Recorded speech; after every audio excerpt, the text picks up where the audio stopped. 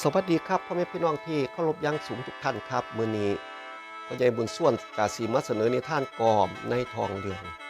ผีตายแหกนะครับเนาะบ่เสียกะอย่าลบหลู่มีไงสีสาวเหียนแห่งบ้านหนองบุญสู้ครับ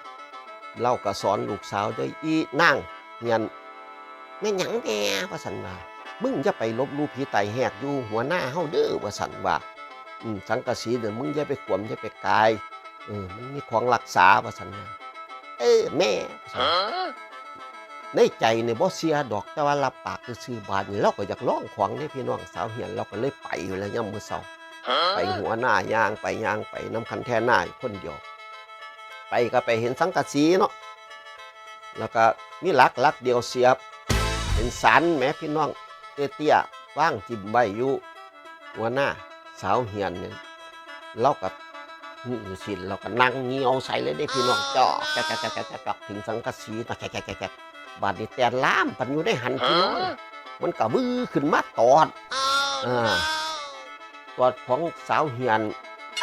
ว่าสัน3-4แม่นี่ล่ะตอดคือมองพอดีบานถึงไห้ได้บานนี่แล่นเข้ามาในบ้านถึงเบิ่งของกับของมันละสวดมันละตูนขึ้นทั้งยิ้มทั้งไห้ดีใจทั้งเสียใจบ้าง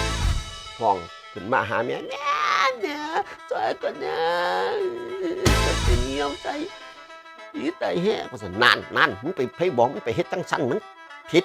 ผีหรอกตัวนั้นว่าสันมึงแต่งขันหาขันแปดไปป้อนไปย้อมเพิ่นเด้อว่าสันที่แล้วสาวเหียนก็เลยแต่งขันหาไปบูชาอ่อนย้อมเนี่ยพี่น้องเข้าไปหอดเพิ่นก็นั่งกราบ3 เทื่อเพิ่นเลยสาธุผู้ข้ามาอ่อนมาย่อมละเด้อผีตายแหกขอให้ผู้ข้าสวงขอให้ผู้ข้าเศร้าจกจากความเจ็บความปวดส่วนความสวดความตุนก็ขอให้คงอยู่ขน้อยว่าเลยโอ้ยพี่น้องทั้งหลายสาวเหียนแล้วก็ยังเสียดายความสวดความตุนอยู่ว่าสันว่า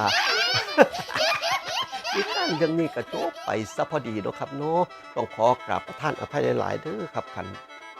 ภาษาที่ซื้อออกไปบ่ไพเราะสนอโสดครับนี่คือเป็นวรรณกรรมดิบของอีสานนะพี่น้องเนาะถ้าขันมวนซื่นจังใดก็ขอให้กดไลค์กดแชร์ในเด้อพี่น้องเด้อคอมเมนต์มาเด้อพี่น้องเด้ออยากสิฟังแนวใดสำหรับมื้อนี้ก็หมดเวลาเพียงเท่านี้มื้อหน้าก็ค่อยว่ากันใหม่สำหรับมื้อนี้ขอกล่าวคำว่าสวัสดีครับ